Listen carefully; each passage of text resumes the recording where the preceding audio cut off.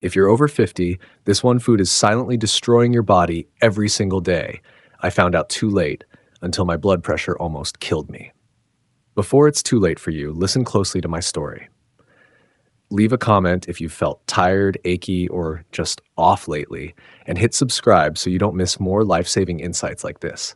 They said it was too late.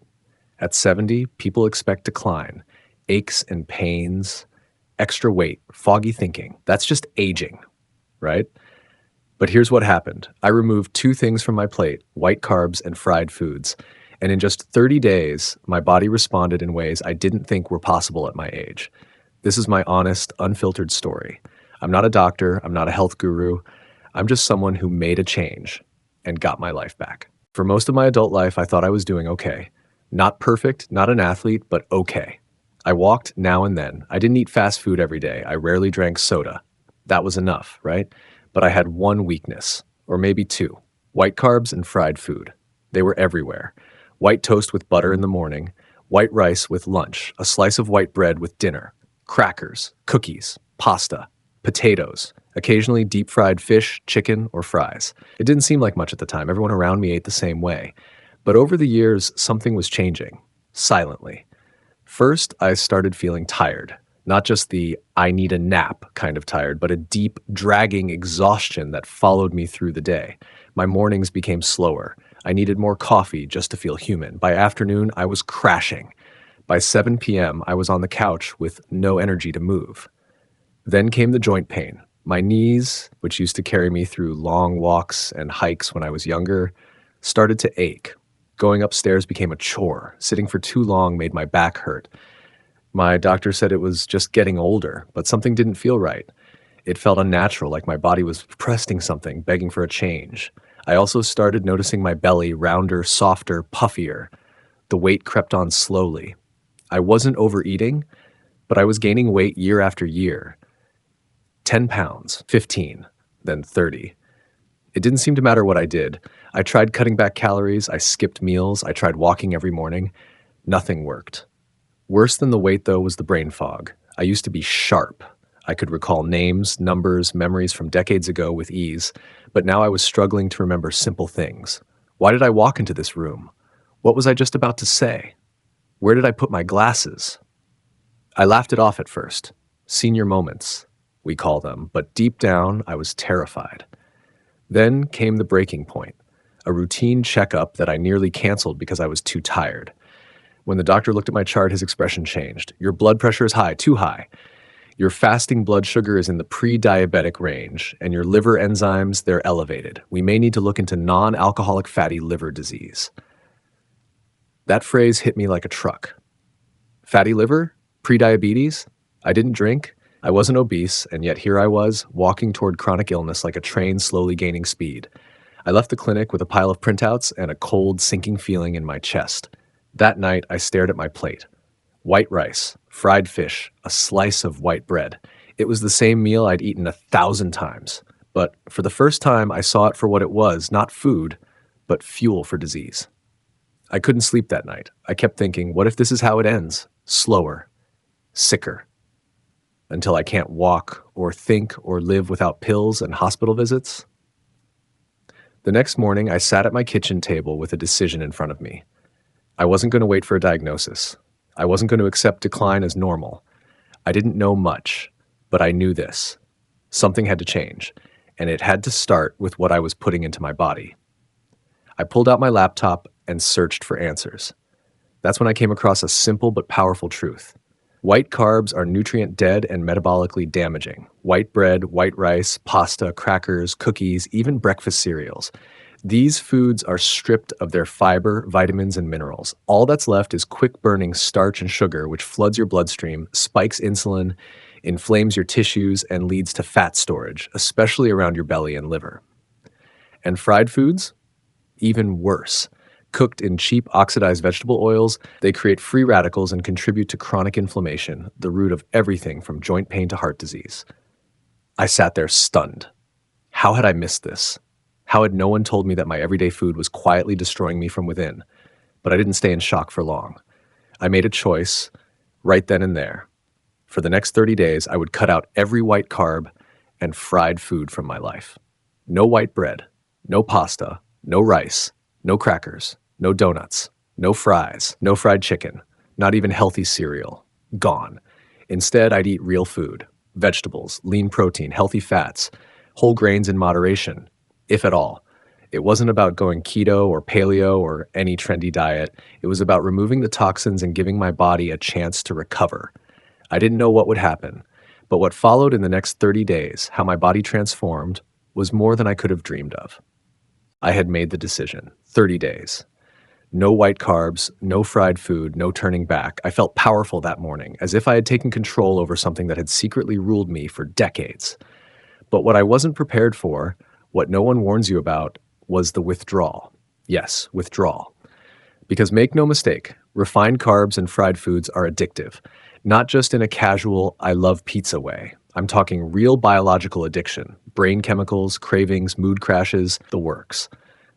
By the second day, I started feeling it. I woke up groggy even though I'd gone to bed early. My head felt cloudy like I hadn't really slept. I usually had a piece of toast or some crackers in the morning, but now I had an egg, some greens, and a few almonds.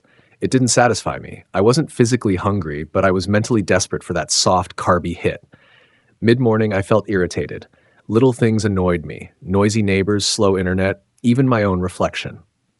I started realizing that I didn't just use food to fuel my body. I used it to soothe my nerves, to reward myself, to feel comforted. By lunchtime, my hands were shaking a little, not from low blood sugar, but from dopamine withdrawal. You see, every time you eat sugar or refined carbs, your brain releases dopamine, the feel-good chemical. It's the same pathway activated by nicotine, alcohol, and even harder drugs. No wonder I felt so agitated. That night, I had a salad with grilled chicken, olive oil, and avocado. It was delicious in theory, but emotionally, I was unsatisfied. I missed the warm bread, the rice, the sense of fullness I used to chase. And then came the headaches. Day 3, I had a dull ache behind my eyes that refused to leave. My doctor had warned me this might happen. My body was detoxing, literally flushing out the accumulated inflammation and stabilizing its insulin and blood sugar levels. But at the time, it just felt like I was getting worse, not better. There was a moment around day 4 where I nearly gave up. I opened the cupboard, I looked at the white rice, the crackers, the bag of French fries. I told myself just one bite, just to calm down. You've done well, you deserve it. But then I remembered something. A quote I had seen the night I decided to change. One bite is never just one bite. It's the first step back into the prison you just escaped. I closed the cupboard. I drank water. I went outside. I breathed. And little by little, the cravings faded. By day 6, something shifted. I woke up and felt clear. Not euphoric, but clear. The fog had lifted. My energy was steady. I wasn't crashing mid-morning. I didn't need 3 cups of coffee just to function. My joints didn't ache as much. It was subtle but unmistakable. That's when I started to feel hope. I realized this wasn't just about food. It was about reclaiming my mind and my body from years of unconscious habits. I had lived in a fog for so long, I'd forgotten what clarity felt like. But there was another surprise. Around day 7, my sleep improved dramatically. I didn't toss and turn like I used to. My body felt calmer at night. I wasn't bloated or hot or restless. I fell asleep faster and woke up without an alarm clock, something I hadn't done in years. Even more shockingly, my mood stabilized. I used to wake up anxious with a low-level worry buzzing under the surface, but that faded too. I started feeling more grounded, more patient, more present, and my skin, it began to glow. The puffiness around my eyes reduced, my complexion looked clearer. I wasn't expecting that, but it made sense. Inflammation was going down and hydration was finally reaching my cells properly. Now, let me be clear. This first week wasn't magical. It was tough. It tested me mentally and emotionally, but it was also liberating. I started realizing how much I had let food control my mood, my energy, my comfort. And I wasn't alone. I joined an online group for people over 60 changing their diets. The stories were all the same. I thought I was just lazy, but I was addicted to sugar. I didn't know my joint pain was from white carbs until I stopped eating them. I thought I needed antidepressants. Turns out I just needed better nutrition. We had been lied to, or worse, ignored. Because here's the truth no one tells you. White carbs and fried foods are designed to keep you sick. Not fat, not immoral, just dependent. They spike your blood sugar, then drop you into fatigue. They inflame your joints and organs. They confuse your brain chemistry. They mess with your hormones, and then they keep you coming back for more. But once you step away, even for a few days, you start to see the system for what it is, a trap. And for the first time in a long time, I felt like I had stepped outside the trap. I wasn't fully healed yet, but I had taken the most important step of all. I had taken my power back. 10 days. That's all it took for my body to start whispering, then speaking, then practically shouting, "Thank you." You have to understand something about being 70. When you get to this age, you no longer expect your body to bounce back. You learn to live with pain. You assume foggy thinking is part of the deal. You accept stiffness as your morning companion. You don't expect change anymore. You just manage decline. But then, this happened. On day 10, I got out of bed and something was missing. Pain. I didn't feel that usual ache in my knees when I stood up. The stiffness in my lower back was lighter.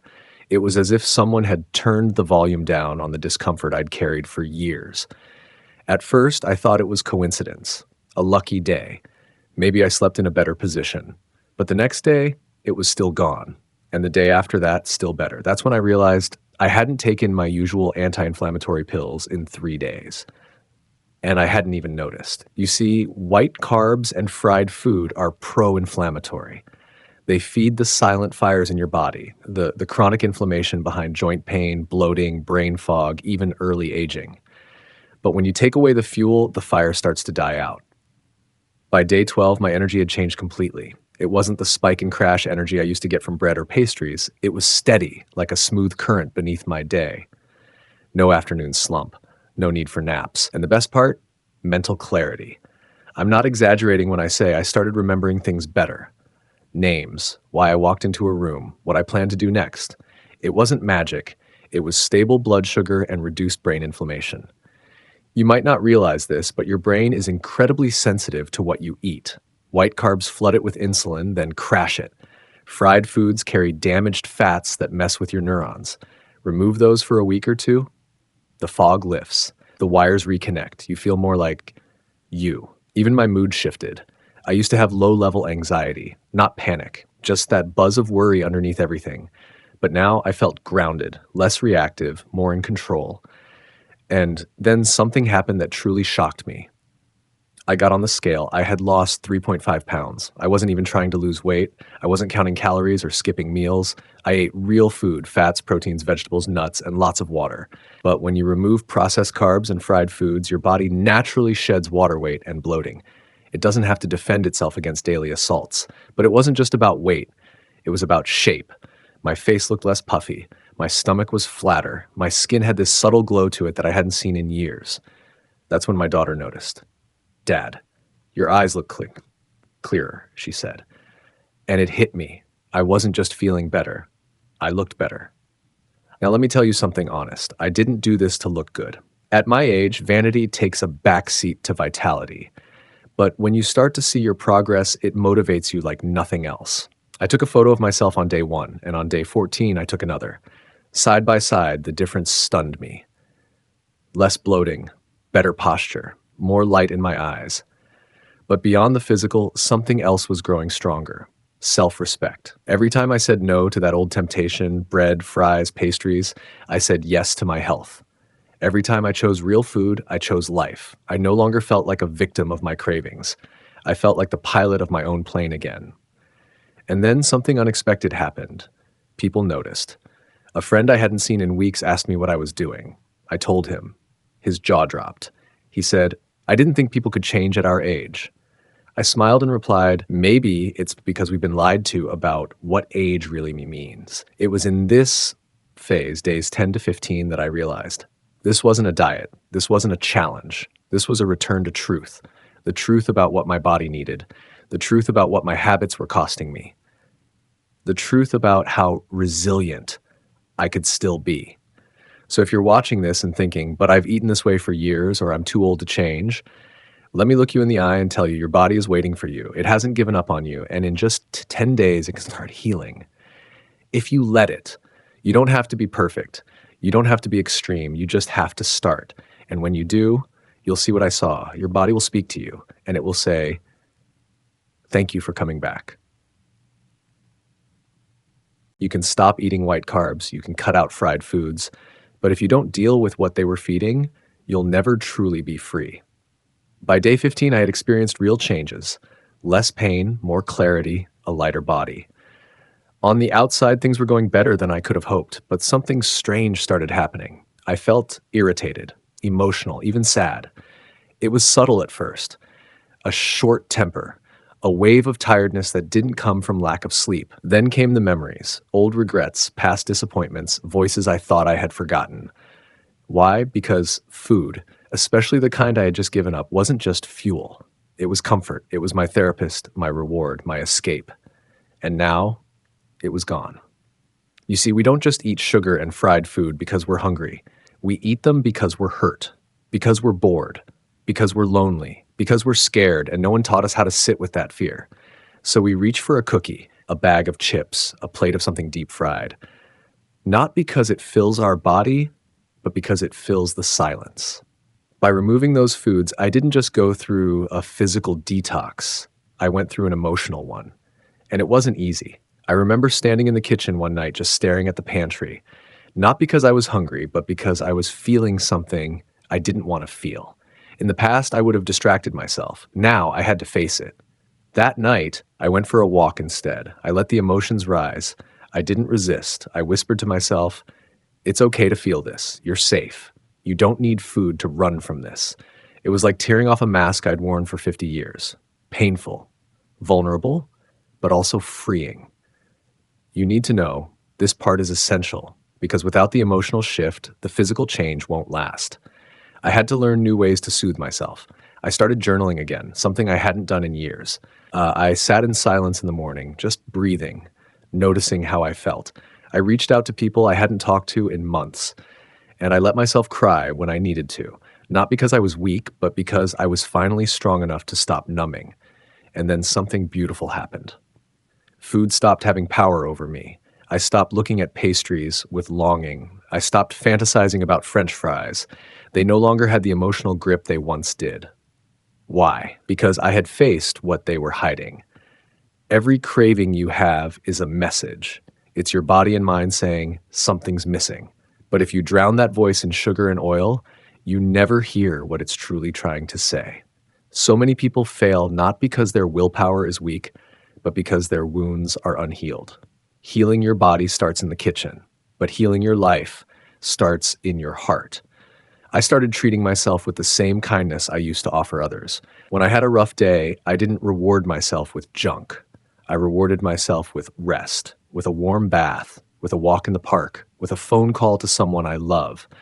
I remembered something my mother once told me when I was young and sad. What you're feeling now isn't forever, but if you hide from it, it lasts longer. She was right. Facing the emotions that came up when I stopped eating those comfort foods didn't break me. They liberated me. And you know what's funny? As my emotional state improved, so did my physical health. Faster. My digestion became smoother, my sleep deeper, my skin clearer. Because stress hormones like cortisol go down when we stop suppressing emotions and start processing them. And when that happens, the body heals quicker. That's the part no one talks about when it comes to diet. It's not just what you take out of your plate, it's what you let go of in your heart. So if you're on this journey too, let me gently warn you, there will come a day when you feel like quitting, not because you're hungry, but because you're hurting. That's not a sign of failure. That's a sign of healing. Stay with it, breathe through it, feel it, and let it pass.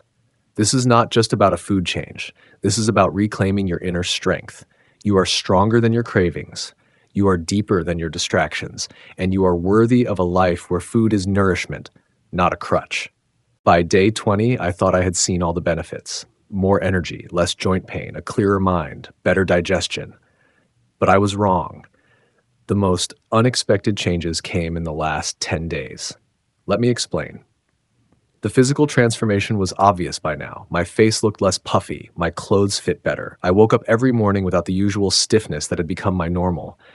But it wasn't just the body that felt different. It was the way I saw the world.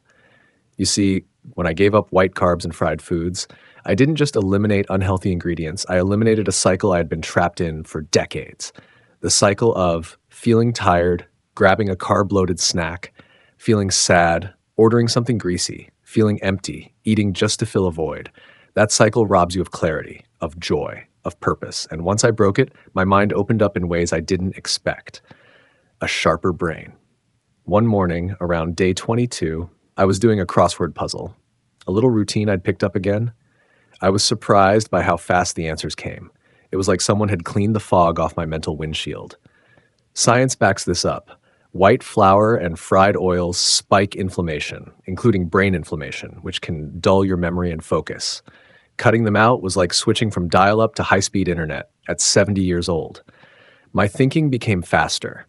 My recall improved. Even my mood felt more stable. No more roller coasters. A deeper sleep. By this point, I started falling asleep within minutes of lying down. I no longer woke up groggy or in pain. Instead, I rose feeling refreshed, even before the alarm. That had not happened in years. Turns out, the foods I had cut out were messing with my circadian rhythm. Processed carbs can spike and crash your blood sugar, waking you up in the middle of the night. Fried foods disrupt digestion and keeping your body busy when it should be resting. Now, my sleep was deep and healing. Rediscovering joy in the simple things. I know this sounds strange, but by week 4, I noticed a shift in what brought me joy. It wasn't the taste of cake or the crunch of fried chicken anymore. It was a walk outside. A fresh salad with lemon and olive oil. It was feeling my body move with ease. It was laughing more with my grandkids, not because I forced it, but because I had energy to be present. The old me lived for treat days. The new me realized life itself becomes a treat when your body isn't constantly struggling to keep up. People started noticing. Let me tell you something that caught me off guard. Friends I hadn't seen in a while started saying, "You look different, happier, younger, even." It wasn't about weight, it was about vitality. They saw the light in my eyes again, and you can't fake that. One neighbor even asked if I'd started some new medication. I smiled and said, "No, I just stopped eating the poison I thought was normal." The ripple effect. This change wasn't just about me. My daughter saw what I was doing and started cutting out fried snacks. My grandson, only 14, asked if he could join me for my daily walks. My best friend, 70 like me, called me crying one morning after watching my progress and said, "I want to feel alive again too. Can you help me?" This wasn't a diet anymore. It had become a movement in my own small world. My new normal. As I neared the end of the 30 days, I realized something powerful. I didn't want to go back. Not because I was afraid of gaining weight, but because I didn't want to lose this version of me, the one who sleeps deeply, moves freely, thinks clearly, feels joy. People say everything in moderation. But let me ask you this. Would you take just a little bit of poison in moderation? Would you go back to something that made you suffer just because society says it's normal? I won't. I've learned that discipline is not about punishment. It's about protection. And this lifestyle, this clarity, this lightness I've found, I will protect it. You've made it this far. Maybe a part of you is inspired. Maybe another part is still wondering, how do I start? What exactly did you eat? What about cravings? Is it too late for me? Let me be clear. It's never too late. Not at 70, not at 50, not even at 30. And starting doesn't mean turning your life upside down overnight. What I'm about to share is simple, practical, and tested, not by some celebrity trainer, but by a tired old man who just wanted to feel alive again. The golden rule: cut the cause, not just the calories. Before we get into routines and recipes, you need to remember this. You're not cutting out white carbs and fried food to punish yourself. You're doing it to free yourself. You're removing the substances that are spiking your blood sugar, inflaming your gut, fogging your brain, slowing your recovery, ruining your sleep, and hijacking your mood. Once you accept this, it becomes easier to let go. Now let's get into the how. Morning routine and 9 a.m. Wake up without snoozing.